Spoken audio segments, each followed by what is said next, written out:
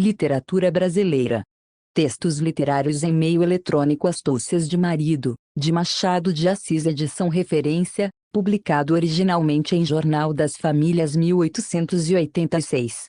E não me admira, dizia um poeta antigo, que um homem case uma vez, admira-me que, depois de viúvo, torne a casar. Valentim Barbosa achava-se ainda no primeiro caso e já compartia a admiração do poeta pelos que se casavam duas vezes. Não é que a mulher dele fosse um dragão ou uma fúria, uma mulher como a de Sócrates. Ao contrário, Clarinha era meiga, dócil e submissa, como uma rola. Nunca abrir os lábios para exprobrar ao marido uma expressão ou um gesto, mas que faria então a desgraça de Valentim, é o que eu vou dizer aos que tiverem a paciência de ler esta história até o fim. Valentim fora apresentado em casa de Clarinha pelo correspondente de seu pai no Rio de Janeiro. Era um rapaz de 28 anos, formado em direito, mas suficientemente rico para não usar do título como meio de vida. Era um belo rapaz, no sentido mais elevado da palavra. Adquirira nos campos riograndenses uma robustez que lhe ia bem com a beleza máscula. Tinha tudo quanto podia seduzir uma donzela, uma beleza varonil e uma graça de cavaleiro. Tinha tudo quanto podia seduzir um pai de família, nome e fortuna. Clarinha era então uma interessante menina, cheia de graças e prendas. Era alta e magra, não da magreza mórbida, mas da magreza natural, poética, fascinante. Era dessas mulheres que inspiram o amor de longe. De joelhos tão impossível parece que se lhes possa tocar sem profanação. Tinha um olhar límpido e uma fisionomia insinuante. Cantava e tocava piano, com a inspiração de uma musa. A primeira vez que Valentim a viu, Clarinha saía da cama, onde a detivera, durante um mês. Uma febre intermitente, um rosto pálido e uns olhos mórbidos deixaram logo o advogado sem saber de si, o que prova que não havia nele uma alma de lorpa. Clarinha não se inspirou de nada, gostava do rapaz, como o rapaz gostara de outras mulheres, achou-o bonito, mas não sentiu amor por ele. Valentim não teve tempo nem força para analisar a situação. Ficou abalado pela menina e decidiu-se a apresentar-lhe as suas homenagens. Não há ninguém que tome mais facilmente intimidade do que um namorado. Valentim, aos primeiros oferecimentos do pai de Clarinha, não hesitou, volveu à casa da moça e tornou-se o mais assíduo frequentador.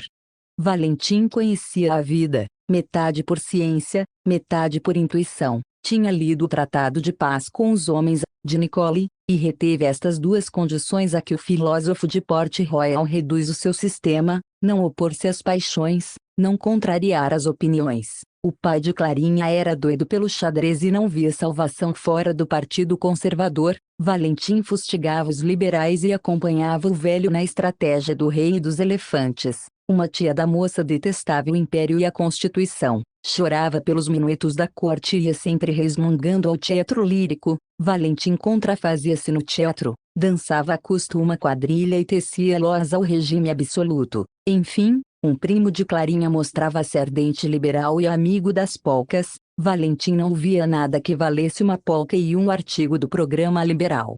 Graças a este sistema era amigo de todos e tinha seguro bom agasalho, mas daqui resultavam algumas cenas divertidas. Por exemplo, o velho surpreendia às vezes uma conversa entre Ernesto, o sobrinho, e Valentim a respeito de política. Ambos coroavam a liberdade. Que é isso, meu caro? Então segue as opiniões escaldadas de Ernesto. Ah, respondia Valentim. Dar-se-á acaso que também pertence ao Partido Liberal? Sou, mas não sou. Como assim? Perguntava Ernesto. Quero dizer, não sou mas sou. Aqui Valentim tomava a palavra e fazia um longo discurso tão bem deduzido que contentava as duas opiniões. Dizem que é isto uma qualidade para ser ministro. Outras vezes era a tia quem o surpreendia no campo contrário, mas a habilidade de Valentim triunfava sempre. Deste modo, concordando em tudo, nas opiniões como nas paixões, apesar das pesadas obrigações de jogar o xadrez e ouvir a velha e as histórias do outro tempo, Valentim conseguiu na casa de Clarinha uma posição proeminente. Sua opinião tornou-se decisiva em tudo quanto concernia aos projetos do velho pai. Baile onde não fosse Valentim não ia a família. Dia em que este não fosse visitá-la podia dizer-se que corria mal.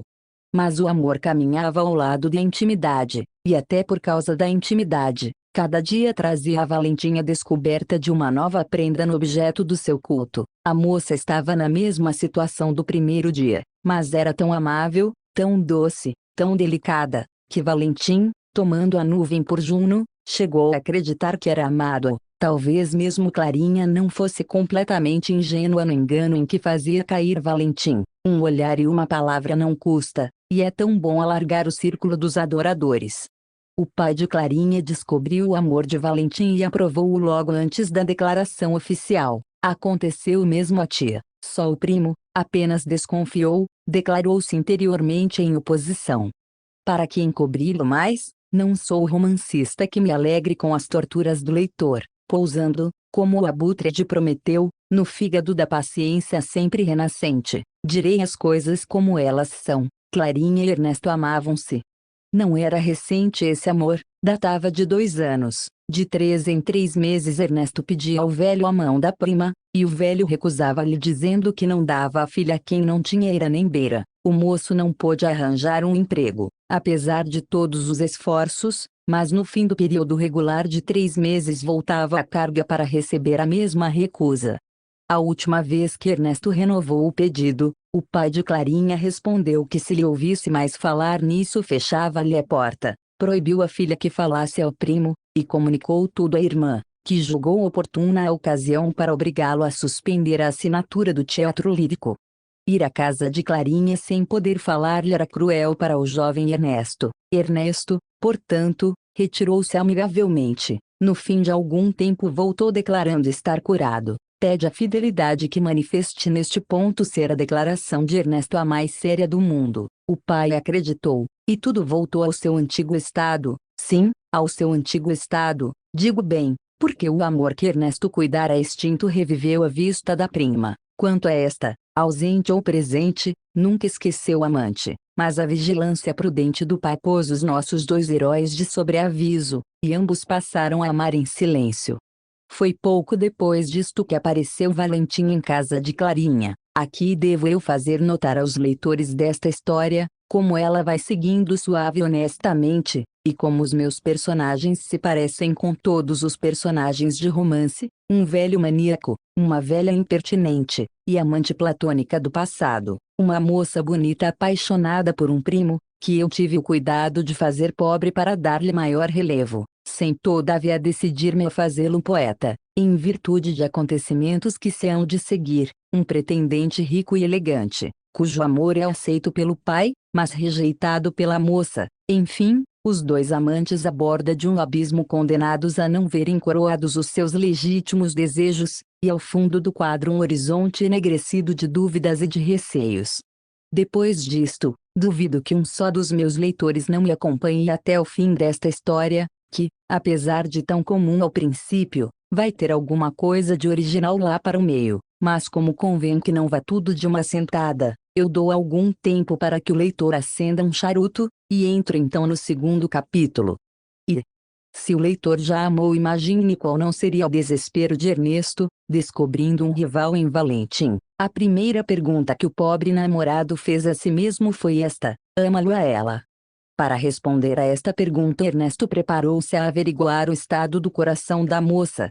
Não o fez sem algum despeito. Um sentimento interior dizia-lhe que Valentim lhe era superior, e nesse caso suspeitava o pobre rapaz que o triunfo coubesse ao rival intruso. Neste estado fez as suas primeiras indagações, ou fosse cálculo, ou natural sentimento. Clarinha, as primeiras interrogações de Ernesto, mostrou que era insensível ao afeto de Valentim. Nós podemos saber que era cálculo, apesar de me servir este ponto para eu atormentar um bocado os meus leitores. Mas Ernesto viveu na dúvida durante alguns dias. Um dia, porém, convenceu-se de que Clarinha continuava a amá-lo como dantes, e que portanto o iludido era Valentim. Para chegar a esta convicção lançou mão de um estratagema, declarou que se ia matar. A pobre moça quase chorou lágrimas de sangue, e Ernesto, que tinha tanta vontade de morrer como eu, apesar de amar doidamente a prima, pediu-lhe que jurasse que nunca amaria outro. A moça jurou. Ernesto quase morreu de alegria, e pela primeira vez, apesar de serem primos, pôde selar a sua paixão com um beijo de fogo, longo, mas inocente. Entretanto, Valentim embalava-se nas mais enganadoras esperanças. Cada gesto da moça, e ela os fazia por garridice, parecia-lhe a promessa mais decisiva. Todavia, nunca Valentim alcançara um momento que lhe permitisse fazer uma declaração positiva à moça. Ela sabia até onde convinha ir e não dava um passo adiante. Nesta luta íntima e secreta passaram-se muitos dias. Um dia entrou, não sei como, na cabeça de Valentim que devia sem prévia autorização pedir ao velho a mão de Clarinha. Acreditando-se amado, mas supondo que a ingenuidade da pequena era igual à beleza, Valentim julgou que tudo dependia daquele passo extremo. O velho, que aguardava aquilo mesmo, armado de um sorriso benévolo, como um caçador armado da espingarda à espera da onça, apenas Valentim fez-lhe o pedido da mão da filha, declarou que aceitava a honra que o moço lhe fazia, e prometeu-lhe, nadando em júbilo, que Clarinha aceitaria do mesmo modo. Consultada particularmente acerca do pedido de Valentim, Clarinha não hesitou um momento, recusou. Foi um escândalo doméstico. Interveio a tia, munida de 2 conselhos e 2 axiomas, para convencer a rapariga de que devia aceitar a mão do rapaz. O velho assumiu as proporções de semideus e atroava a casa. Finalmente Ernesto exasperado prorrompeu em protestos enérgicos, sem poupar alguns adjetivos mais ou menos desairosos para a autoridade paternal. Do que resultou ser o rapaz expulso de casa pela 2ª vez, e ficara sentado de pedra e cal que Clarinha casaria com Valentim. Quando Valentim foi de novo saber do resultado do pedido, o velho afirmou-lhe que Clarinha consentia em aceitá-lo por marido. Valentim manifestou logo um desejo legítimo de falar à noiva, mas o futuro sogro respondeu-lhe que ela se achava meio incomodada. O incômodo era nem mais nem menos resultante das cenas a que dera lugar o pedido de casamento. O velho contava com a docilidade de Clarinha, e não se iludia. A pobre menina, antes de tudo, acatava o pai e recebia as ordens dele como se foram artigos de fé. Passada a primeira comoção, teve de resignar-se a aceitar a mão de Valentim. O leitor, que ainda anda à procura das astúcias do marido, sem que ainda tenha visto nem marido, nem astúcias, ao chegar a este ponto exclama naturalmente: ora, graças a Deus, já temos um marido. E eu, para furtar minha obrigação de narrar o casamento e a lua de mel, passo a escrever o 3º capítulo. Lua de mel. Há sempre uma lua de mel em todos os casamentos, não é houve no casamento de Valentim. O pobre noivo viu na reserva de Clarinha um acanhamento natural do estado em que ia entrar, mas desde que, passados os primeiros dias, a moça não saía do mesmo propósito, Valentim concluiu que havia enguia na erva. O autor desta novela não se viu ainda em situação igual, nem também caiu num poço de cabeça para baixo, mas acredita que a impressão deve ser absolutamente a mesma. Valentim fez o seguinte raciocínio: se Clarinha não me ama é que ama alguém, esse alguém talvez não me valha, mas tem sobre mim a grande vantagem de ser preferido. Ora, esse alguém quem é? Desde então a questão de Otelo entrou no espírito de Valentim e fez cama e, ser ou não ser amado, tal era o problema do infeliz marido. Amar uma mulher moça, bela, adorável e adorada, ter a subida glória de possuí-la de poucos dias, a face da igreja, a face da sociedade, viver por ela e para ela, mas ter ao mesmo tempo a certeza de que diante de si não existe mais do que o corpo frio e insensível, e que a alma vagueia em busca da alma do outro, transformar-se ele, noivo e amante, em objeto de luxo, em simples pessoa oficial, sem um elo do coração, sem uma centelha de amor que lhe dê a posse inteira daquela que ama. Tal era a miseranda e dolorosa situação de Valentim. Como homem de espírito e de coração, o rapaz compreendeu a sua situação. Negá-la era absurdo, confessá-la no interior era ganhar metade do caminho, porque era saber o terreno que pisava. Valentim não se deteve em suposições vãs, assegurou-se da verdade e tratou de descobri-la. Mas como? Perguntara a própria Clarinha. Era inaugurar o casamento por uma desconsideração, e qualquer que fosse o direito que tivesse de resgatar o coração da mulher, Valentim não queria desprestigiá-la aos seus próprios olhos. Restava a pesquisa, mas de que modo exercê-la? À casa dele não ia ninguém, e demais, se alguma coisa havia, Devera ter começado em casa do pai. Interrogar o pai seria acisado. Valentim desistiu de toda a investigação do passado e dispôs-se simplesmente a analisar o presente. A reserva de Clarinha não era uma dessas reservas que levam o desespero ao fundo do coração. Era uma reserva dócil e submissa. E era exatamente isso que feria o despeito e a vaidade de Valentim. A submissão de Clarinha parecia a resignação do condenado à morte. Valentim via nessa resignação um protesto mudo contra ele. Cada olhar da moça parecia lhe anunciar um remorso. Uma tarde. O leitor há de ter achado muito singular que eu não tenha marcado nesta novela os lugares em que se passam as diversas cenas de que ela se compõe. É de propósito que faço, limitei-me a dizer que a ação se passava no Rio de Janeiro. Fica à vontade do leitor marcar as ruas e até as casas. Uma tarde, Valentim e Clarinha achavam-se no jardim. Se amassem igualmente estariam àquela hora num verdadeiro céu. O sol parecia ter guardado um dos seus melhores ocasos para aquela tarde, mas os dois esposos pareciam apenas dois conhecidos que por acaso se haviam encontrado num hotel, ela por uma reserva natural e que tinha a explicação no amor de Ernesto, ele por uma reserva estudada, filha do ciúme e do despeito. O sol morria numa das suas melhores mortes. Uma aragem fresca agitava mansamente as folhas dos arbustos e trazia ao lugar onde se achavam os dois esposos o doce aroma das acácias e das magnólias. Os dois estavam assentados em bancos de junco, colocados sobre um chão de relva. Uma espécie de parede composta de trepadeiras formava, por assim dizer, o fundo do quadro. Perto ouvia-se o murmúrio de um regato que atravessava a chácara. Finalmente 2 rolas brincavam a 10 passos do chão.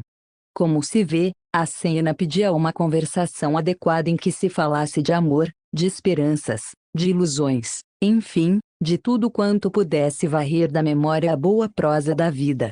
Mas em que conversavam os dois? A descrição fez-nos perder as primeiras palavras do diálogo. Mal podemos pilhar uma interrogação de Valentim. Mas, então, não és feliz? Perguntou ele.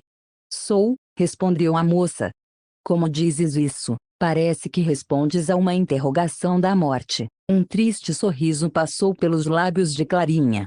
Seguiu-se um breve silêncio, durante o qual Valentim considerava as botas e Clarinha analisava a barra do vestido. Pois olha, não me falta vontade, disse Valentim. Vontade de quê? De fazer-te feliz. Ah!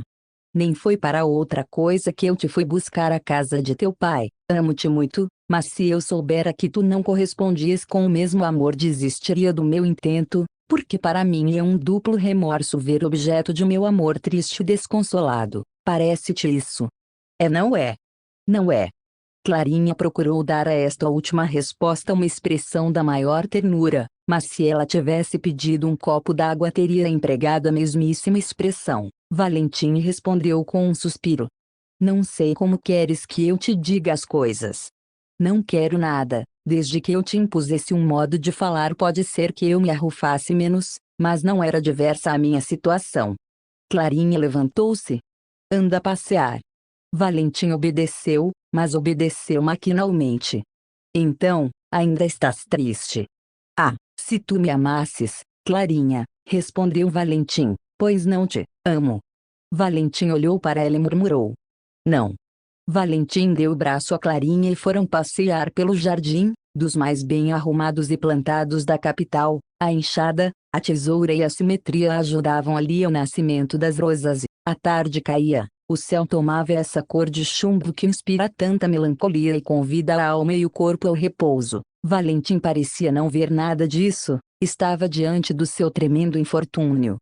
Clarinha, por seu lado, procurava distrair o marido, substituindo por algumas palavras de terno interesse o amor que lhe não tinha.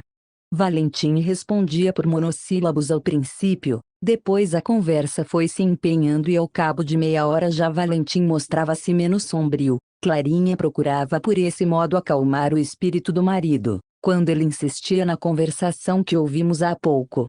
Uma coruja que acaba de cantar agora à janela traz-me à memória que eu devia apresentar em cena neste momento a tia de Clarinha. Entra, portanto, a tia de Clarinha, vem acompanhada de um moleque vestido de pajem. A moça vai lançar-se-lhe aos braços, e Valentim encaminha-se para ela com passo regular, para dar tempo às efusões de amizade, mas aquele mesmo espetáculo da afeição que ligava a tia à sobrinha, a espontaneidade com que esta correra a receber aquela, mais o entristecia, comparando o que Clarinha era há pouco e o que era agora. Findos os primeiros cumprimentos, entraram todos em casa. A boa velha vinha passar 8 dias com a sobrinha. Valentim fez um gesto de desgosto, mas a moça manifestou uma grande alegria com a visita da tia. Valentim retirou-se para o seu gabinete e deixou as duas plena liberdade. À mesa do chá falou-se de muita coisa. Clarinha indagava de tudo quanto era da casa do pai. Este devia vir no dia seguinte jantar com o genro. Valentim pouco falou. Mas lá para o meio do chá, Clarinha voltou-se para a tia e perguntou com certa timidez o que era feito de Ernesto. A moça procurou dar à pergunta o tom mais inocente do mundo, mas tão mal o fez que despertou a atenção do marido. Ah, respondeu a tia, está bom, isto é, está doente. Ah, de quê? Perguntou a moça empalidecendo. De umas febres.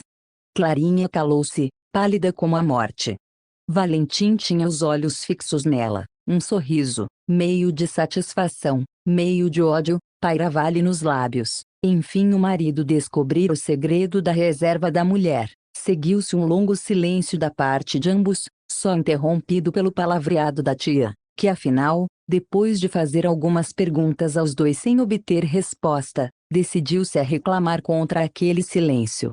Estamos ouvindo, minha tia, disse Valentim.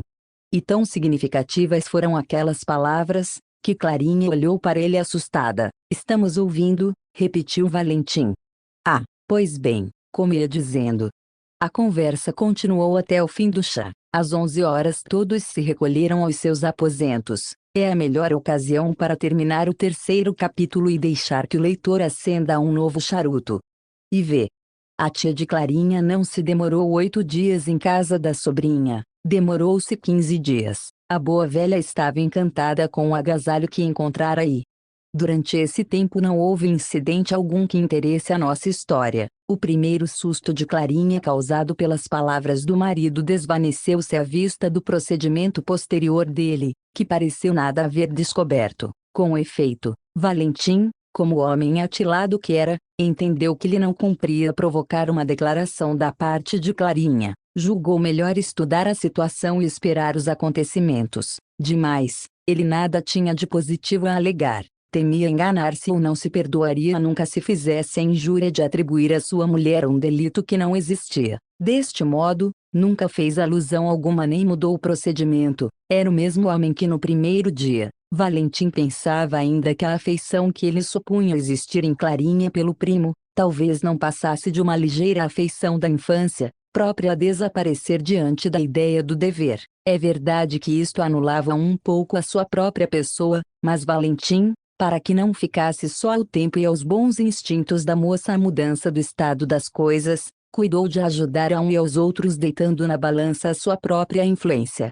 Seu cálculo foi este, ao passo que Ernesto perdesse no coração de Clarinha, graças à ausência e nobreza dos sentimentos dela, ele Valentim procuraria ganhar a influência do outro e substituí-lo no coração em litígio. Estavam as coisas neste pé, quando no 50º dia apareceu em casa de Valentim. Quem? O próprio Ernesto, meio enfermo ainda, cheio de uma palidez poética e fascinante. Clarinha recebeu-o no jardim, por cuja porta Ernesto entrou. Teve um movimento para abraçá-lo, mas recuou logo, corada e envergonhada. Baixou os olhos. Depois do casamento era a primeira vez que se viam. Ernesto aproximou-se para ela sem dizer palavra, e durante alguns minutos assim estiveram interditos, até que a tia veio pôr termo ao embaraço, entrando no jardim. Mas, ao mesmo tempo que aquela cena se dava, Valentim, através dos vidros de uma das janelas da sala de jantar, tinha os olhos pregados em Clarinha e Ernesto. Viu tudo, o movimento dela quando Ernesto entrou e o movimento de reserva que se seguiu a esse. Quando a velha entrou, Valentim desceu ao jardim. A recepção da parte do marido foi a mais cordial e amiga. Parecia que estava longe da cabeça dele a menor ideia de que os dois se amavam. Foi essa a última prova para Clarinha, mas isso a perdeu de certo, porque, confiada na boa fé de Valentim, entregou-se demasiado ao prazer de tornar a ver Ernesto. Esse prazer contrastava singularmente com a tristeza dos dias anteriores. Não tenho propósito de acompanhar dia por dia os acontecimentos da família Valentim. Apenas me ocuparei com aqueles que importarem a nossa história, e neste ponto entro já nas astúcias empregadas pelo marido para libertar a mulher do amor que ainda parecia conservar pelo primo. Que astúcias foram essas? Valentim refletiu nelas uma noite inteira. Ele tinha diversos meios para empregar, uma viagem, por exemplo, mas uma viagem não adiantaria nada, a ausência dava até mais incremento ao amor. Valentim compreendeu isso e desistiu logo da ideia. Que meio escolheu? O ridículo. Na verdade, o que há neste mundo que resista ao ridículo? Nem mesmo o amor. Um marido perspicaz compreendeu que era esse o meio mais rápido. Todavia, não tomou o ridículo senão naquilo que ele é de convenção, naquilo que o mundo aceita como tal, sem que o seja muitas vezes. Clarinha não podia resistir a esse, era mulher como as outras. Um dia, pois, estando reunida a família toda em casa de Valentim, e com ela muitas visitas mais, o marido de Clarinha convidou Ernesto, que se dava por cavaleiro perfeito, a ensaiar um cavalo que havia comprado. Onde está ele? Chegou ontem. É um animal lindíssimo. Mas onde está? Vai vê-lo. Enquanto se deram ordens de aparelhar o cavalo, Ernesto dirigia-se às senhoras e dizia-lhes com ênfase: desculpem se fizer má figura. Ora, pode ser. Não acreditamos, há de fazer sempre boa figura. Talvez não. Quer que o elogiemos? Aparelhado o cavalo, saiu Ernesto a montá-lo. Todos foram vê-lo do terraço. O cavalo era um animal fogoso e manhoso. Ernesto saltou para ele com certa graça e agilidade que adquiriu logo os aplausos das damas, inclusive Clarinha. Mal o cavalo sentiu o destro cavaleiro em seu dorso, começou a pinotear, mas Ernesto susteve-se, e com tanta graça que as damas lhe aplaudiram alegremente. Mas Valentim sabia o que fazia. Contava com o resultado da cena, e olhava tranquilo o triunfo tão celebrado de Ernesto.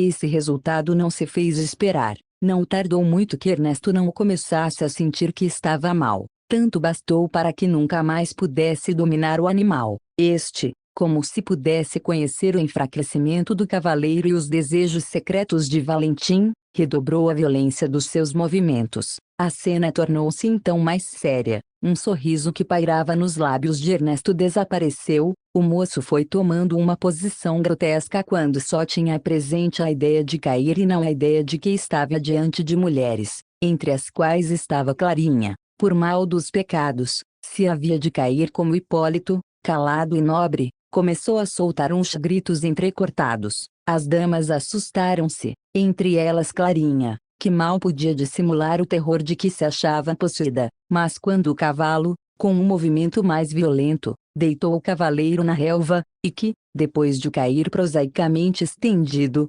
levantou-se sacudindo o paletó, houve uma grande gargalhada geral. Então, Valentim, para tornar a situação de Ernesto mais ridícula ainda, mandou chegar o cavalo e montou. Aprende, olha, Ernesto.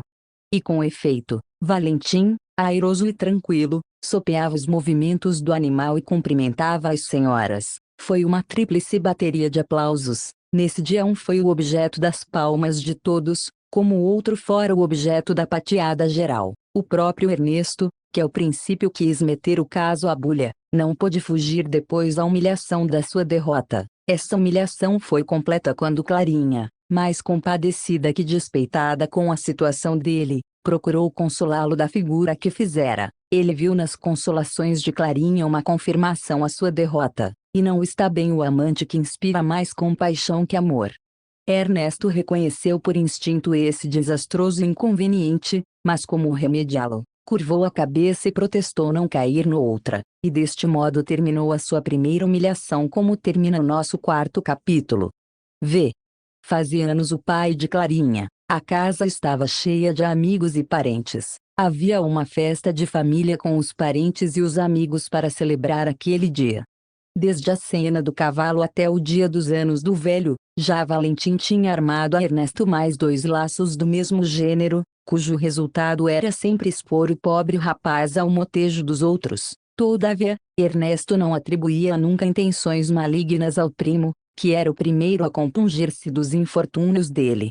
O dia do aniversário do sogro era para Valentim um dia excelente, mas que fazer? Que nova humilhação, que novo ridículo preparar ao rapaz. Valentim, tão fértil de ordinário, não achava nada naquele dia. O dia passou-se nos folguedos próprios de uma festa aniversária como aquela. A casa era fora da cidade, folgava-se melhor. À hora própria serviu-se um jantar esplêndido. O velho tomou a cabeceira da mesa, entre a filha e a irmã. Seguiu-se Valentim e Ernesto, e o resto sem ordem de precedência. No meio da conversa animada que acompanhou o jantar desde o princípio, Valentim teve uma ideia e preparou-se para praticá-la à sobremesa. Entretanto, correram as saúdes mais cordiais e mais entusiásticas. Notou-se, porém, que Ernesto do meio do jantar em diante ficara triste. Que seria? Todos perguntavam, ninguém sabia responder, nem mesmo ele, que teimava em recolher-se ao mais absoluto silêncio. Valentim levantou-se então para fazer a saúde de Ernesto, e pronunciou algumas palavras de entusiasmo cujo efeito foi fulminante. Ernesto durante alguns minutos viu-se o objeto de aplausos que lhe valiam as pateadas da montaria. Uma coisa o perdeu, e nisto estava o segredo de Valentim. Ernesto quis responder aos peixes de Valentim. A tristeza que se lhe notara antes era o resultado de uma desastrada mistura de dois vinhos antipáticos. Forçado a responder por um capricho, tomou o copo e respondeu ao primo. Daí em diante era ele o iniciador de todas as saúdes. Quando ninguém faltava para ser objeto dos seus peixes, fez uma saúde ao cozinheiro, que foi extremamente aplaudida.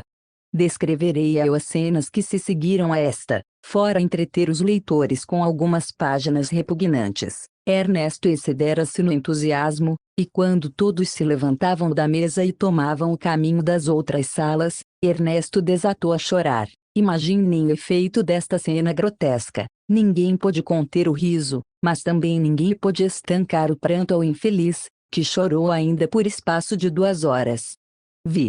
Uma noite havia reunião em casa de Valentim. Era puramente familiar. Meia dúzia de amigos e meia dúzia de parentes formavam toda a companhia. Às 11 horas essa companhia estava reduzida a muito pequeno número. Armou-se, para usar da expressão familiar, armou-se uma mesa de jogo em que Valentim tomou parte. Ernesto ao princípio não quis, estava amuado. Por quê? Parecia-lhe ver em Clarinha uma frieza a que não estava acostumado. Finalmente aceitou, mas procurou tomar lugar em frente da mulher de Valentim. Ela, porém, ou fosse por indiferença ou fosse adrede, retirou-se para a janela com algumas amigas. Abriu-se o jogo. Em pouco tempo estavam os jogadores tão animados que as próprias senhoras foram se aproximando do campo da batalha. Os mais empenhados eram Valentim e Ernesto. Tudo estava observando um curioso, mas tranquilo interesse, quando de repente Valentim para o jogo e diz para Ernesto: "Não jogo mais." "Por quê?" perguntou Ernesto. Um primo de Valentim, de nome Lúcio, olhou igualmente para Ernesto e disse: "Tens razão." "Por quê?" insistiu Ernesto. Valentim levantou-se, atirou as cartas para o lugar de Ernesto, e disse com um tom de desprezo: "Por nada." Lúcio e mais um dos presentes disseram: "É caso de duelo." Houve profundo silêncio. Lúcio olhou para Ernesto e perguntou-lhe: "Que faz o senhor?" "Que faço?"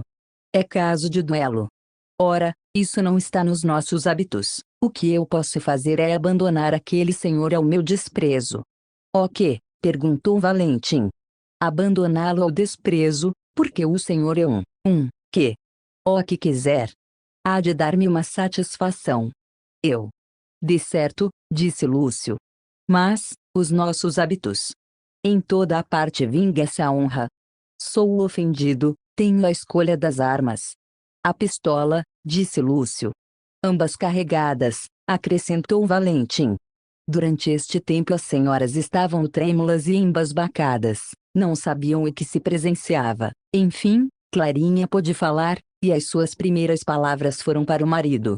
Mas este parecia não atender a nada. Em poucos minutos redobrou a confusão. Ernesto insistia contra o emprego do meio lembrado para resolver a questão, alegando que ele não estava nos nossos hábitos, mas Valentim não queria, nem admitia outra coisa. Depois de larga discussão admitiu Ernesto o sanguinolento desenlace, pois sim, venha a pistola. É já, disse Valentim. Já, perguntou Ernesto. No jardim. Ernesto empalideceu. Quanto a Clarinha, sentiu faltar-lhe a luz e caiu desfalecida no sofá. Aqui nova confusão. Imediatamente prestaram-se-lhe os primeiros socorros. Tanto bastou. No fim de 15 minutos ela voltava à vida. Estava então no quarto, onde só havia um marido e um dos convivas que era médico. A presença do marido lembrou-lhe o que se passara. Deu um leve grito, mas Valentim tranquilizou-a imediatamente, dizendo: nada houve. Mas nem haverá. Ah! Foi brincadeira, Clarinha, foi tudo um plano. O duelo há de haver, mas só para experimentar o Ernesto, pois cuidas que eu faria semelhante coisa. Fala sério? Falo, sim. O médico confirmou. Valentim contou que as duas testemunhas já se entendiam com as duas do outro, tiradas todas dentre os que jogavam e que entravam no plano. O duelo teria lugar pouco depois. Ah, não acredito. Juro, juro por esta bela cabeça. E Valentim, inclinando-se para a cama, beijou a testa da mulher. Oh, se tu morresses, disse esta. Valentim olhou para ela, duas lágrimas rolaram-lhe pelas faces. Que mais queria um marido? Interveio o médico. Há um meio para crê-lo. Venham duas pistolas. Clarinha levantou-se e foi para a outra sala, que dava para o jardim onde se achavam as outras senhoras. Aí foram ter as pistolas, carregaram-nas à vista de Clarinha e dispararam depois, a fim de assegurar à pobre senhora que o duelo era pura brincadeira. Valentim desceu para o jardim. As quatro testemunhas levaram as pistolas. As senhoras, prevenidas do que havia, ficaram na sala, onde olhavam para o jardim, que foi iluminado de propósito. Marcaram-se os passos e entregou-se a cada um dos combatentes uma pistola. Ernesto, que até então parecia alheio à vida, mal viu diante de si uma arma, apesar de ter outra, mas tendo-lhe as testemunhas dito que ambas se achavam armadas, começou a tremer. Valentim apontou sobre ele. Ernesto fazia esforços, mas não conseguia levantar o braço. Estava ansiado. Fez sinal para que Valentim se detivesse, e tirou um lenço para enxugar o suor. Tudo contribuía para assustá-lo, e de mais a mais as seguintes palavras que se ouviam em roda. Oh, que ficar morto há de ser enterrado aqui mesmo no jardim, está claro, já se foi fazer a cova. Ah, que seja profunda. Enfim, soaram as pancadas. A primeira Ernesto estremeceu, a segunda caiu-lhe o braço, e quando lhe diziam que apontasse o alvo para soar a terceira pancada, ele deixou cair a pistola no chão e estendeu a mão para o adversário. Prefiro dar a satisfação, confesso que foi injusto. Como, prefere? Disseram todos. Tenho razões para não morrer, respondeu Ernesto, e confesso que foi injusto. As pazes foram feitas. Uma gargalhada, uma só, mas terrível, porque foi dada por Clarinha. Soou na sala. Voltaram todos para lá. Clarinha, tomando as pistolas, apontou-as para Ernesto e disparou-as. Houve então uma gargalhada geral. Ernesto tinha o rosto mais enfiado deste mundo. Era um lacre. Clarinha largou as pistolas e lançou-se nos braços de Valentim. Pois tu brincas com a morte, meu amor? Com a morte, pelo amor, sim. Ernesto arranjou daí a dias uma viagem e nunca mais voltou. Quanto aos nossos esposos, amaram-se muito e tiveram muitos filhos. Núcleo de Pesquisas em Informática, Literatura e Linguística. Informática, Literatura e Linguística. Informática.